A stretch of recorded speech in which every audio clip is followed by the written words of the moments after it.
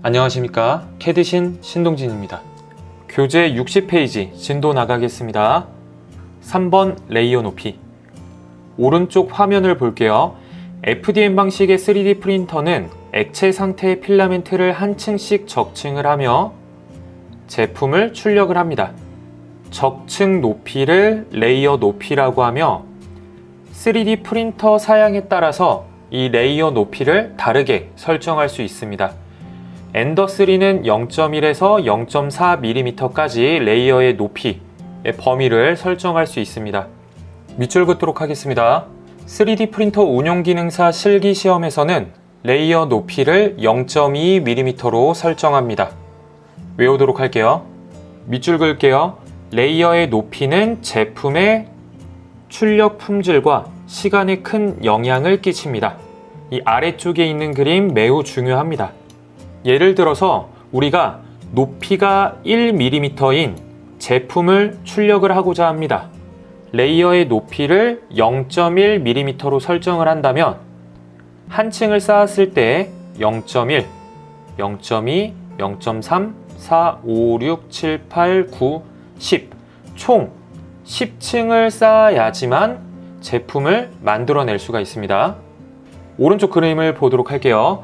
레이어의 높이를 0.2로 설정을 한다면 0.2, 0.4, 0.6, 0.8, 1.0 총 5개의 층을 쌓아야지만 1mm의 높이의 제품을 만들어낼 수가 있습니다. 그렇다면 시간적인 측면에서 저희가 생각을 해보도록 할게요. 똑같은 높이의 제품을 출력을 하지만 레이어의 높이가 낮다면 쌓아야 되는 층수가 많기 때문에 출력 시간은 더욱더 길어지게 됩니다. 이에 반면에 쌓는 레이어의 높이가 클수록 쌓아야 하는 층수는 더욱더 적어지기 때문에 출력 시간은 감소가 되겠죠. 이번에는 품질 측면에서 생각을 해보겠습니다. 레이어의 높이가 낮다면 출력물의 표면의 품질은 좋습니다. 이에 반면에 레이어의 높이가 높다면 출력물의 표면의 품질은 나쁠 수밖에 없어요. 정리할게요. 나는 제품의 품질이 나빠도 상관없어. 대신 빨리 출력을 하고 싶어 라고 한다면 레이어의 높이를 높여서 출력을 진행을 하면 됩니다. 나는 출력 시간이 오래 걸려도 상관은 없어. 하지만 제품의 품질은 좋아야 해. 그렇다면 레이어의 높이를 낮게 설정을 해서 출력을 진행을 하시면 됩니다. 3D 프린터 운용 기능사 실기 시험 보시는 분들은 이런 거 고민하지 마시고 레이어 높이 0.2로 외우도록 하겠습니다.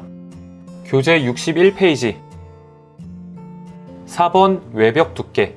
이러한 박스 모양의 제품을 출력을 할 때 이 바깥 부분을 외벽이라고 하고요.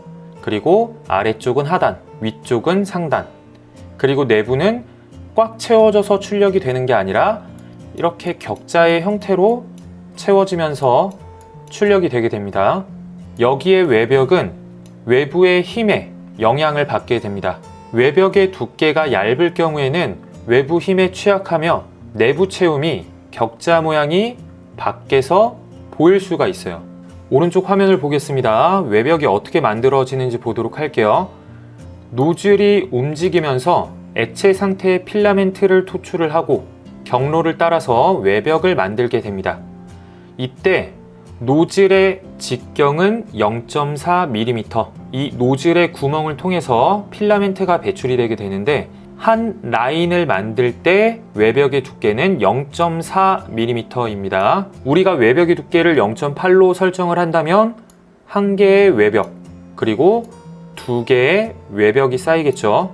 외벽의 두께를 두껍게 할수록 이렇게 만들어내는 외벽의 라인 수가 더욱더 많아지게 되겠죠. 출력 시간이 길어집니다. 뿐만 아니라 더 많은 외벽을 만들기 위해서 소모되는 재료가 많아지게 돼요.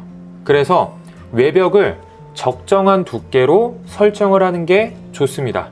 밑줄 긋겠습니다. 3D 프린터 운용 기능사 실기 시험에서는 외벽의 두께를 0.8로 설정하겠습니다.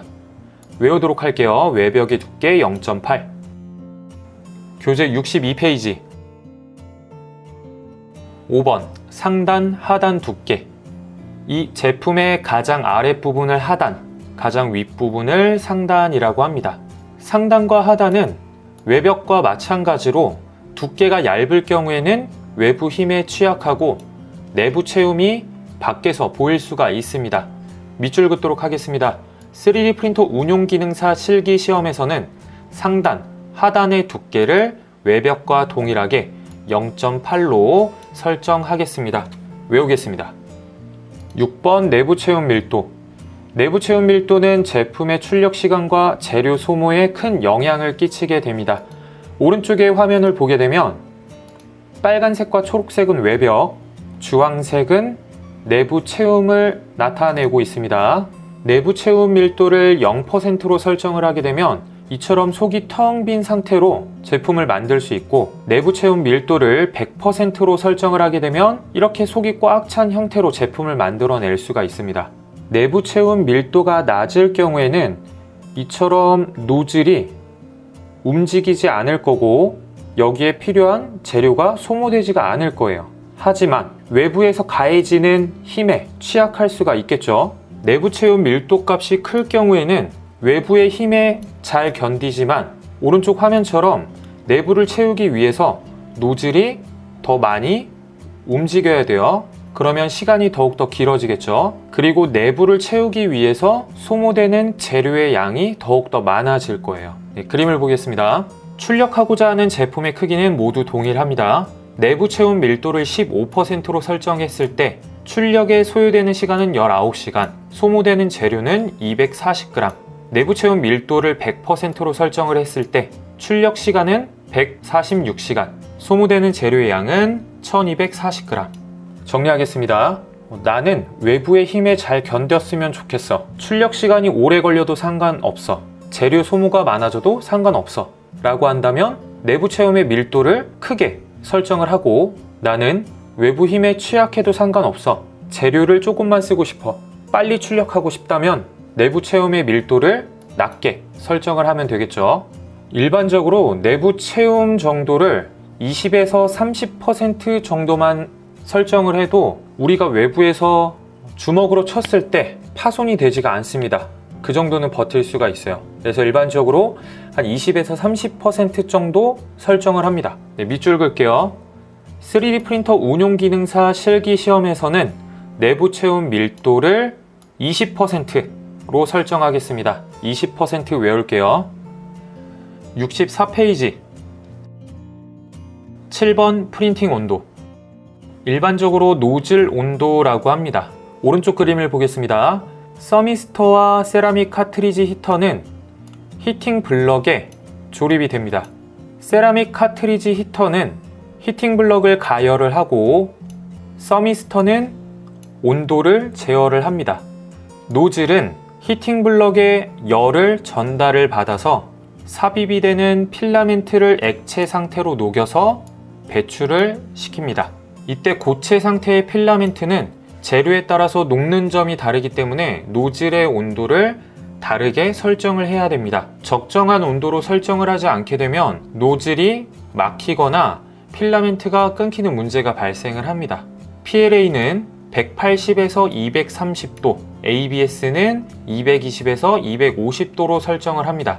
밑줄 긋도록 하겠습니다. 3D 프린터 운용 기능사 실기 시험에서는 PLA를 사용하기 때문에 프린팅 온도, 노즐 온도는 210도로 설정하겠습니다. 8번 빌드 플레이트 온도, 베드 온도라고도 합니다. 노즐을 통해서 흘러나오는 액체 상태의 필라멘트는 재료의 특성에 따라서 적정 온도가 되지 않으면 이 베드에 잘 달라붙지 않습니다. 그래서 베드의 온도를 적정한 온도로 높여줘야 돼요. 뜨겁게.